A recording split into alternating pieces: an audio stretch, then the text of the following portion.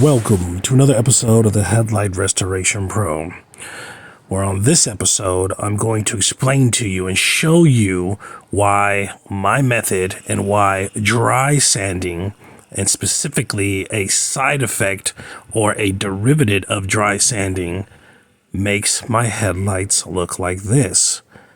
Better than anything you've ever seen in person, on the lot, or even on the internet. People who really want to have a good time won't come to a slaughterhouse. And we've got entirely too many troublemakers here. Too many 40-year-old adolescents, felons, power drinkers, and trustees of modern chemistry. It's going to change. And that sure sounds good. Let's get down to business. Okay, so what I'm doing here on this video is kind of like a reveal or a secret reveal. But it's really not, if you think about it, because if you've seen a couple of my videos, if you've never seen my video before, okay, bear with me. It's not a secret. I've said it probably on 24 videos. Mind you, there's over 100 videos posted on this channel. Feel free to check them out. I've said it numerous times, at least 24 times, and I kind of blow past it because it's a little complicated.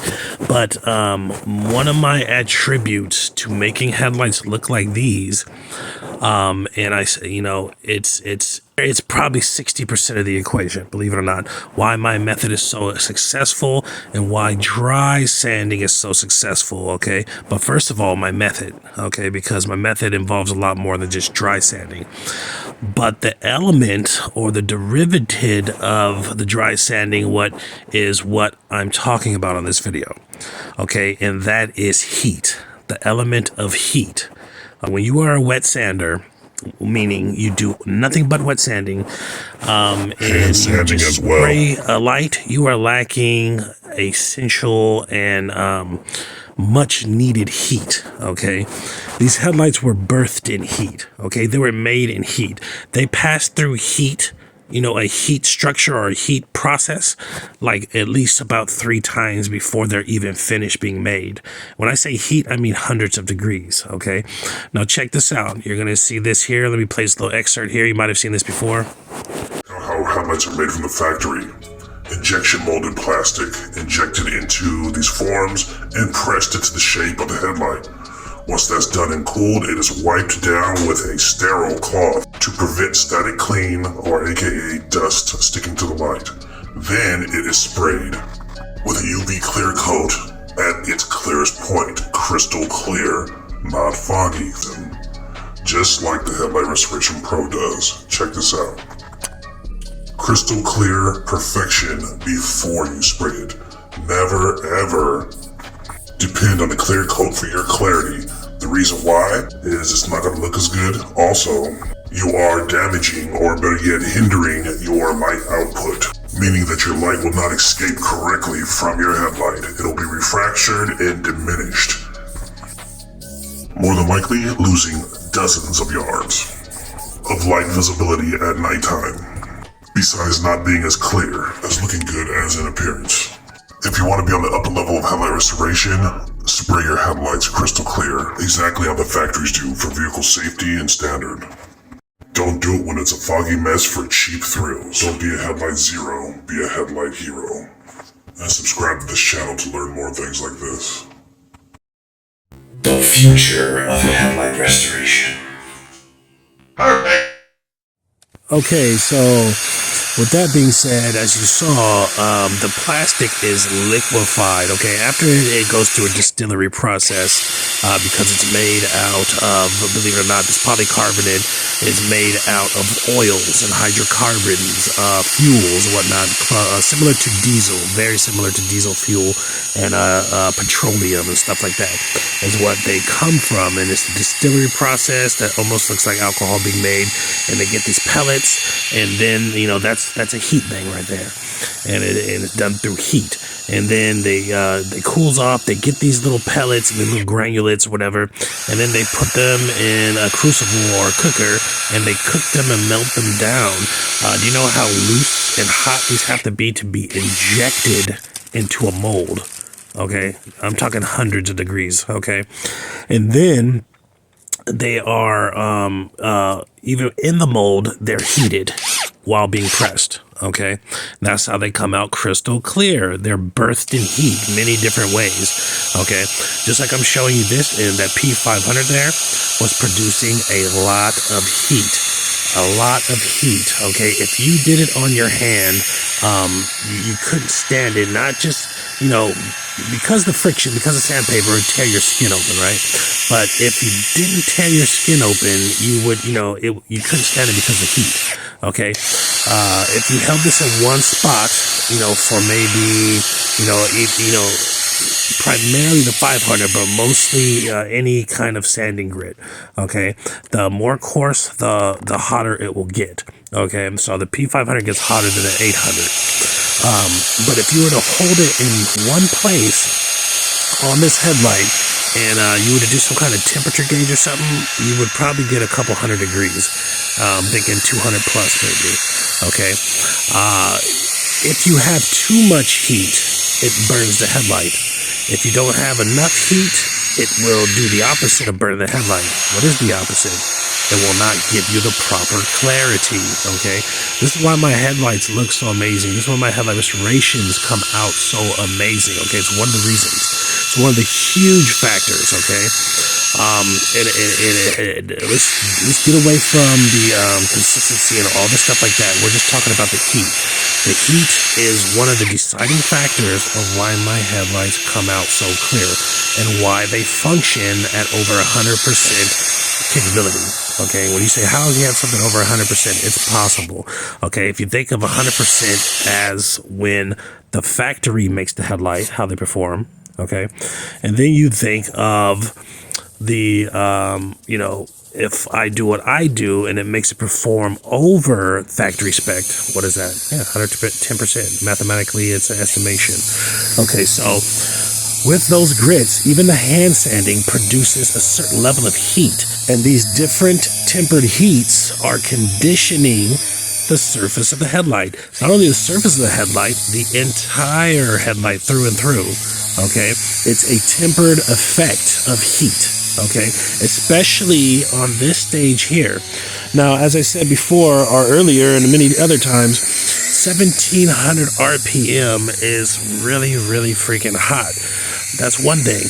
Those two other steps are operating with, two different heats, but producing RPM of, about 1700, 1750 or so. Okay, in different levels, all the way up to that.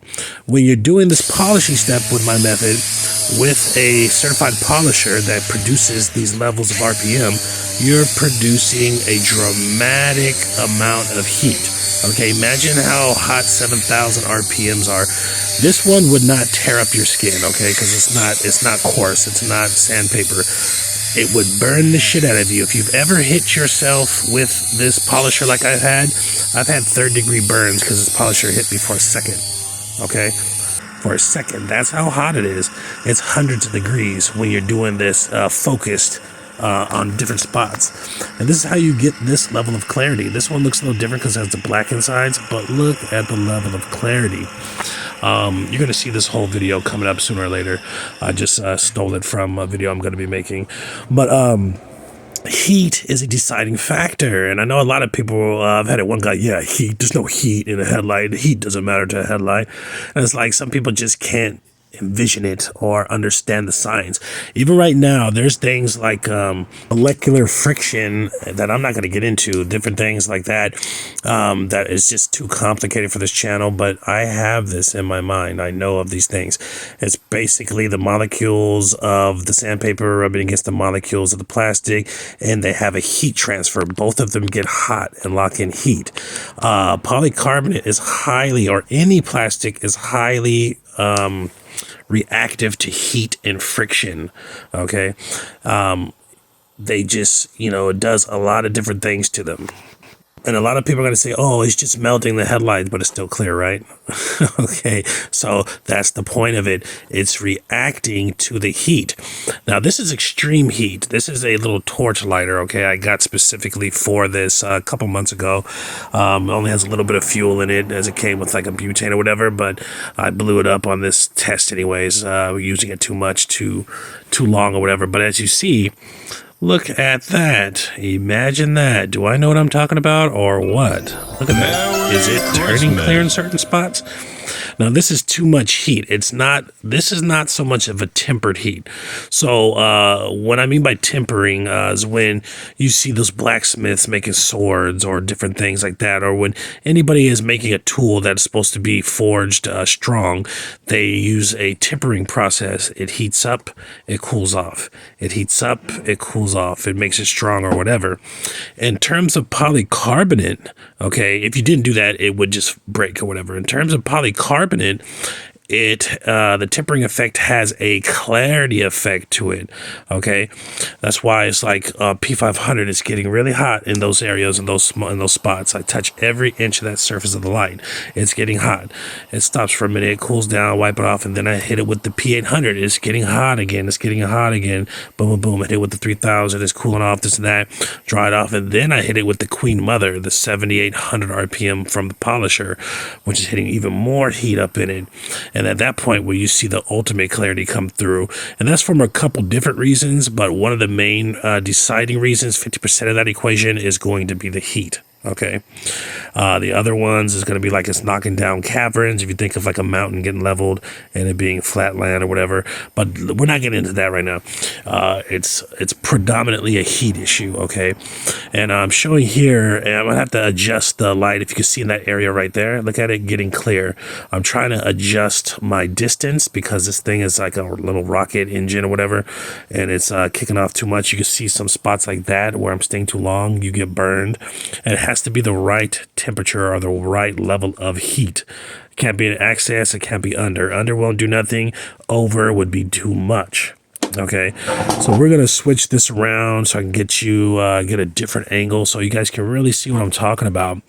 I would have used the lighter, but it's too I don't know, too close to my fingers or whatever, and I thought this would work as a faster way to show you on camera without sitting there with the damn lighter flame, whatever. But look at that. Look at that. When you are dry sanding, this is happening. Boom. This is happening. That's what's up. So I just wet sand. You're not going to get any clarity out of your lights. That's why your lights look like shit. I mean, you might have good lights that look good, but they don't look like mine, and you know it. 100%, 100. Don't fool yourself. One of the best ways not to be the best you can be is to fool yourself. Oh, well, mine look just as good as his. No, they don't. If you're wet sanding and doing all that kind of shit, if you're wet sanding and sanding by hand, you're not doing it on this level. Okay, because wet sanding. Okay, let's start with hand sanding. Hand sanding, you're not producing 7,800 RPM. You're not producing 1,700 RPM. Look at all those clear spots. You're not producing 1,700 RPM. Okay, you're using your hand. If you're going back and forth, you're equivalent of like 1 RPM, right? 2 RPM. There's 0 heat there. On top of that, you have wet sand on it. You have water on it, which is a lubricant, which keeps it cool. It cools the light off. So there is 0 heat when you're doing wet sanding. This is why a wet sand method can never be as clear and never function as properly as a dry sand method. Okay, can never hold a candle. And I know this because I used to be a wet sander when I started, and I used to be a 2K'er when I started. Used to wet sand, then 2K. Okay, and that shit is whack compared to this. Believe me, I've done combinations. I've done all this. What my method is now is, like I said, it's the mixed martial arts of headlight restoration. It's a mixed headlight restoration. It takes all the good points of all the other headlight restorations because it's not 100% bad. Sometimes you want to cool it off. So, and I do wet sand certain areas, and I do wet sand with that 3000. Sometimes you need the cool, and I can't go into all that right now. There's good points to everything. There's even good and bad, okay? When you see a shitty bad person, that motherfucker's an asshole. He's a shit. He's the worst person I've ever met in my life. Everybody knows somebody like that. If you live long enough, you know somebody like this piece of shit. He's nothing.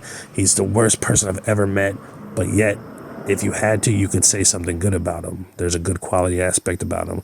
That is what I try to harness and harvest and implement into all of my process, and that's how I try to live my life. But look at that right there. That spot right there, look at that. Like, it's turning clear.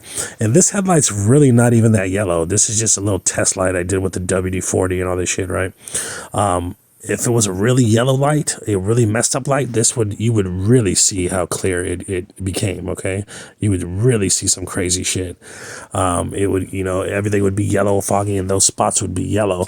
But I didn't really feel like going all the way out to the pick a pool to find a yellow light to do this video. It was burning a hole in my pocket, so I wanted to do it. But check out the spot here. I think it's one of the last spots I'm going to do. Yeah, this liner is like blown up. But anyhow, wet sanding is not going to produce that. And I'm not knocking and not bashing. I'm trying to give people who have a desire that want to be better and want to do a better method something to look forward to. I'm sharing this with everybody because like I pretty much went through a lot of trials and tribulations, a lot of scientific tests, a lot of different products, probably thousands of dollars of different products. And I have found a holy grail of headlight restoration, ladies and gentlemen. And I'm sharing that with y'all. Why? You're like, why share your secrets? These cocksuckers, excuse my language, these assholes try to hide their shit. I'm trying to give it to you because there's too many headlights in the world to be done. People who really want to have a good time won't come to a slaughterhouse. We've got entirely too many troublemakers here. Too many 40-year-old adolescents, felons, power drinkers, and trustees of modern chemistry. It's going to change. Man, that sure sounds good.